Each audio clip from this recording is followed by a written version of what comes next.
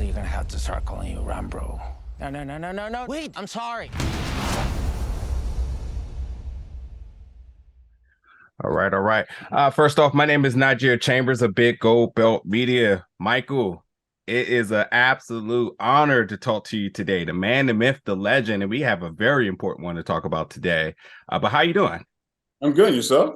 Good. Yeah, it's good as day. Releasing December 16th. Had a honor to check out this project, and I'm gonna keep using the word honor because as a big fan of yours and all your projects in the back, by the way, love them all. And for a man who just constantly putting out work and working at the same time. You see, you're constantly training on Instagram. Then next thing you know, I hear a new film is coming out. You're just all over the place, and you took time to put out.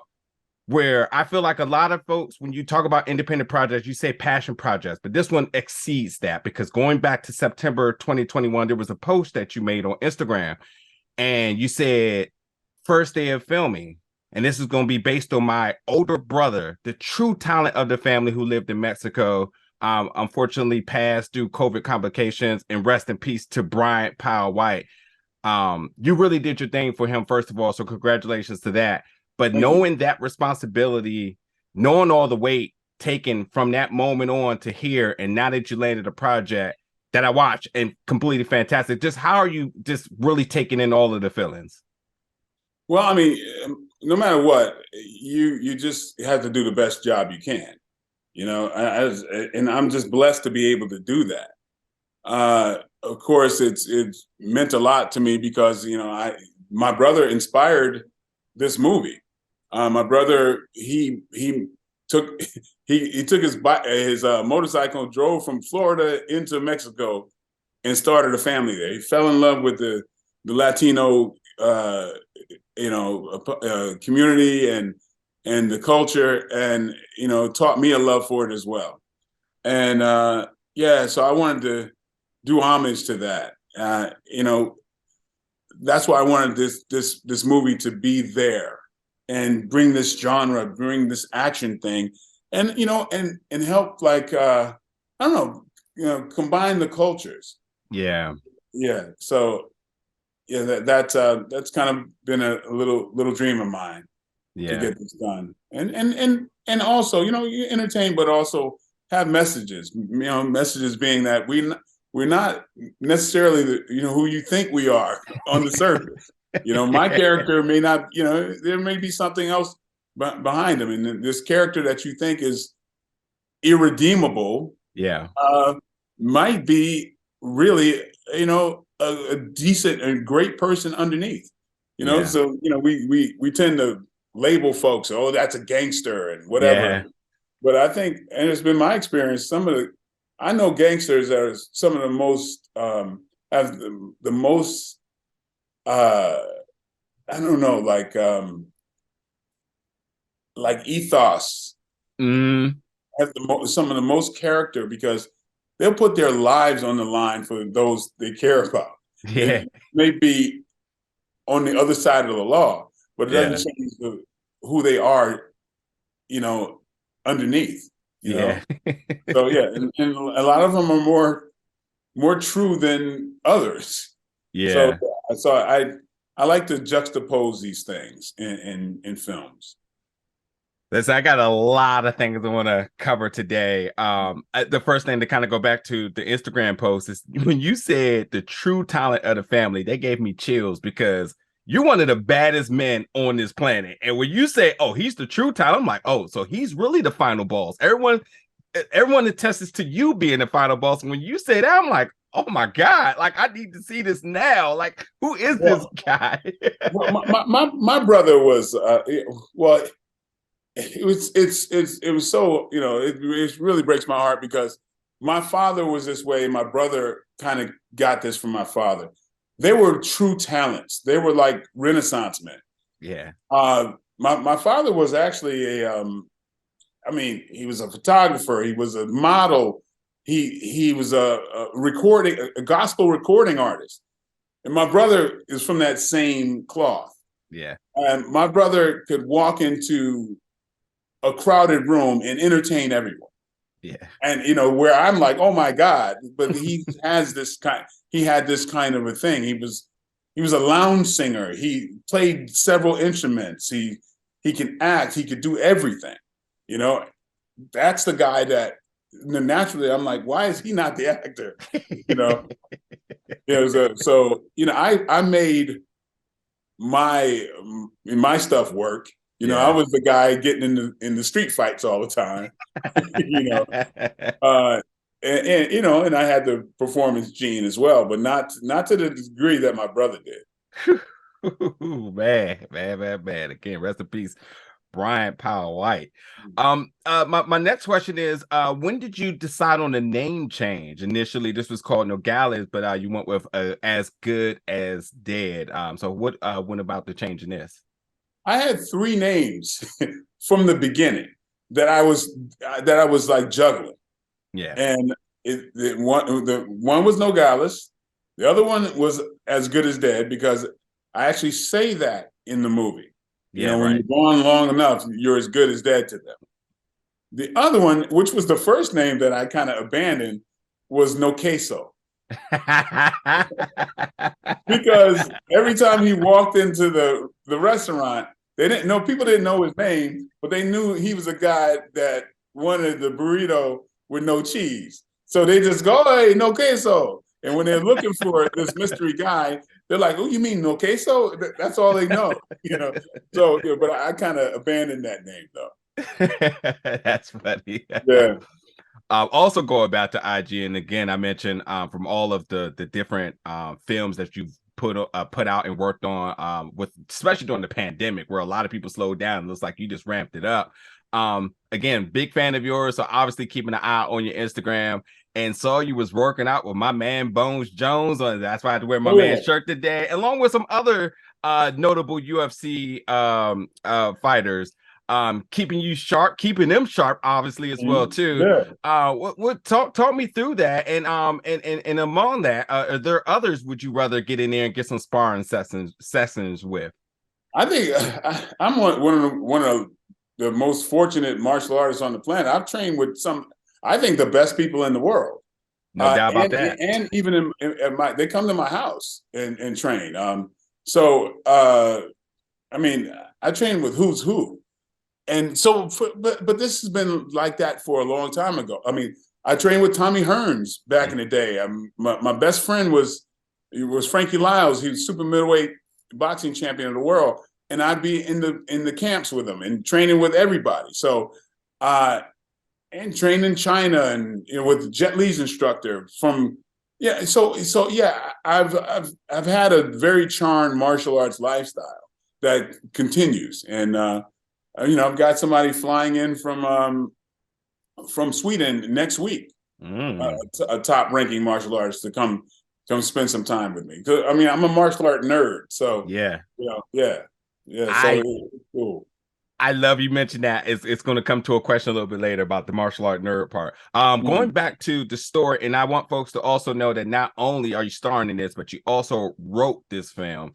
Yes. So as this is a tribute to your brother and derived from his story, I will want to know, one, how did you even learn about the story? How'd you put the story together, especially if your brother had anything to do with the DEA? Because if that is a part of his story, that's something that you would think he would have kept very well protected to protect his loved one. So how did you kind of stumble across the story or put this all together? Well, the story was in my head.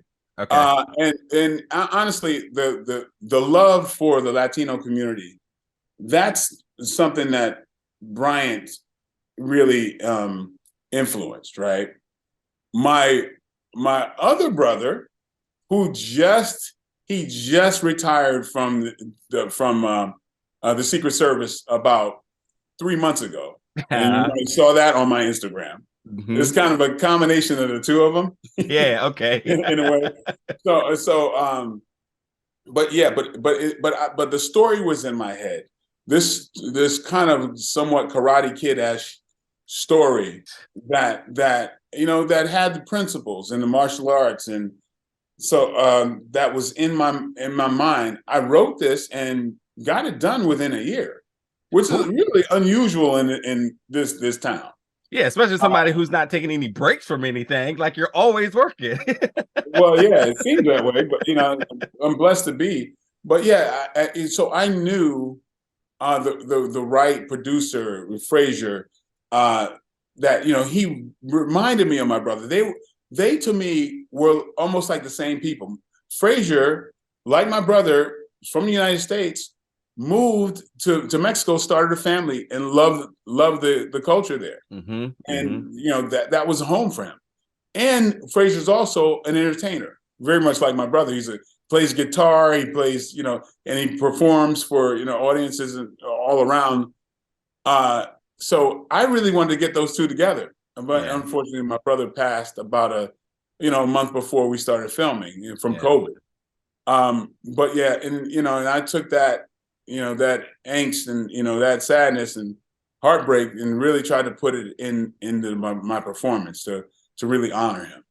Yeah, no, absolutely. This one's special. And again, I've been watching your projects for years, and this one just felt very, very different. And it shows in your performance. I'm sure everybody else is going to see the same. You mentioned, because I swear you're looking at my notes here. You mentioned Karate Kid and Cobra Kai here. This relationship that you have with Luca, who plays the character Oscar, training and working with him. I would love to kind of know you having sort of this protege on set, and God knows that would be anybody's dream relationship to be able to train with you in that capacity. But bringing Luca on, could you talk to me about his training and working with you? Yeah, I felt like one of the luckiest people ever, because Luca just was perfect from the gate. Feel like my brother's charming us, from his passing or something, like, because it's very rare to find somebody who fit a role that I created, more than Luca. It was just very, very lucky that we got the cast that we got.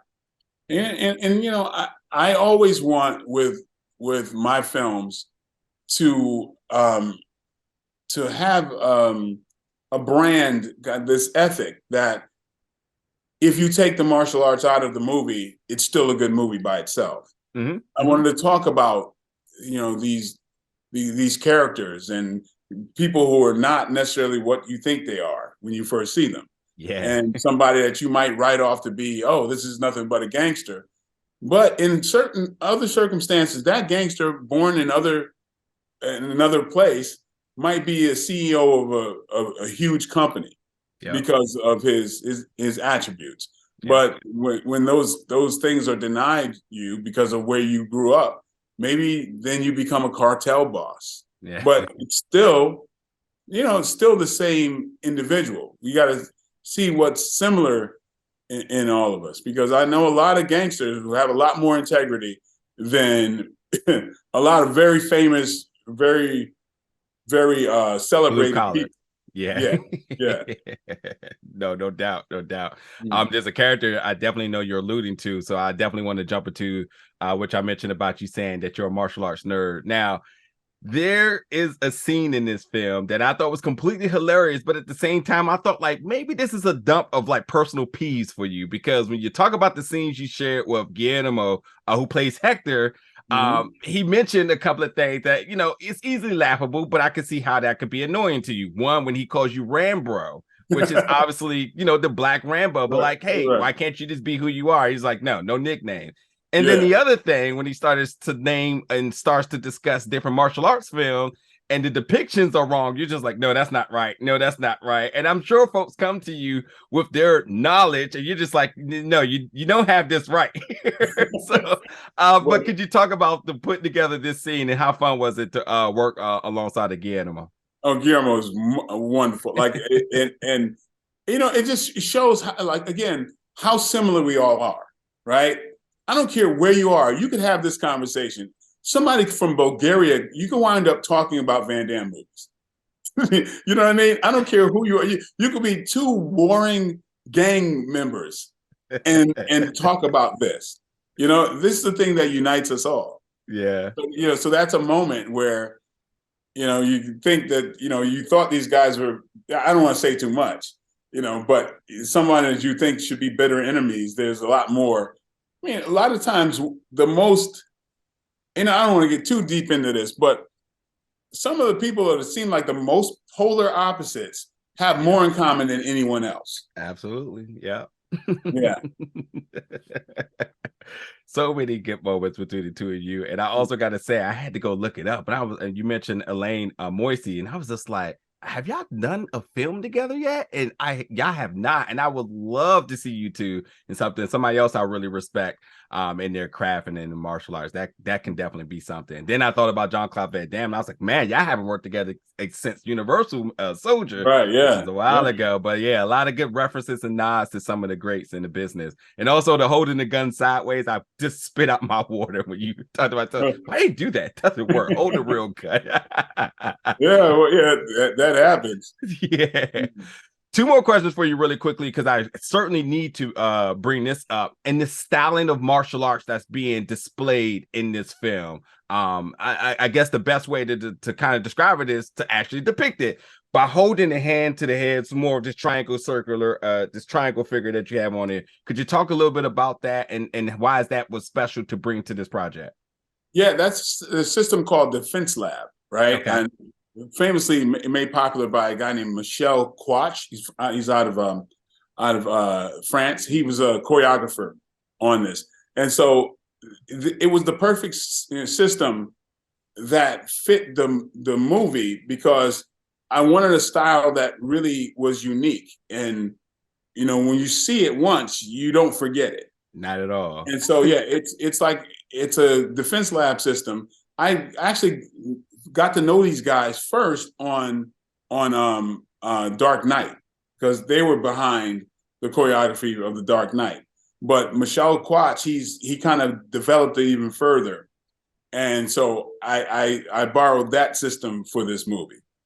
That's awesome, man. Yeah, you're absolutely right. And also just again, shout out to Luca, who held it down in his scenes as well with the same system.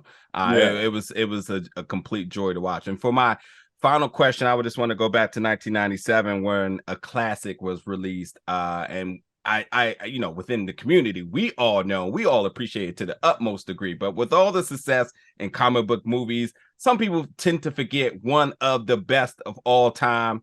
And that happens to be Spawn. I just want to kind of know your thoughts about your time with that film and your thoughts about the new film that's coming out very soon. I don't know about new film coming out very soon. Everybody keeps talking about it, but it's like a running joke to me. Like, it's been talk about a new Spawn for 25 years. No lie. And I don't know.